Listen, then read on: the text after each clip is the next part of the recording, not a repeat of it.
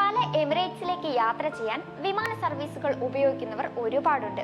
Sharjah ആസ്ഥാനമായി പ്രവർത്തിക്കുന്ന budget എയർലൈനുകളിൽ ഒന്നായ എയർ അറേബ്യ സുഹാറിലേക്ക് സർവീസ് പുനരാരംഭിക്കുകയാണ്.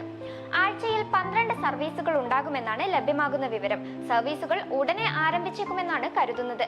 ഇതിനെക്കുറിച്ചുള്ള കൂടുതൽ വിവരങ്ങൾ പിന്നീടാണ് അറിയാൻ കഴിയുക. സുഹാർ എയർപോർട്ടിൽ നിന്ന് മുമ്പ് സർവീസ് നടത്തിയിരുന്ന വിമാനങ്ങളായിരുന്നു എയർ അറേബ്യയും ഒമാന്റെ ബജറ്റ് വിമാനമായ സലാം എയറും. ഇന്ത്യയിലെ എല്ലാ കേന്ദ്രങ്ങളിലേക്കും കണക്ഷൻ വിമാന സർവീസുകളുള്ള എയർ അറേബ്യയുടെ യാത്രാ വിമാനം ബാത്തിന മേഖലയിലെ യാത്രക്കാർക്ക് ഏറെ ഉപകാരപ്പെട്ടതായിരുന്നു. ഷാർജയിൽ നിന്ന് കേരളത്തിലേക്കും ഇന്ത്യയുടെ വിവിധ വിമാനത്താവളങ്ങളിലേക്കും യാത്ര ചെയ്യാവുന്ന സൗകര്യം എയർ അറേബ്യ അനുവദിക്കുന്നത് കൊണ്ട് കൂടുതൽ പേർ ഈ സൗകര്യം ഉപയോഗിച്ചിരുന്നു.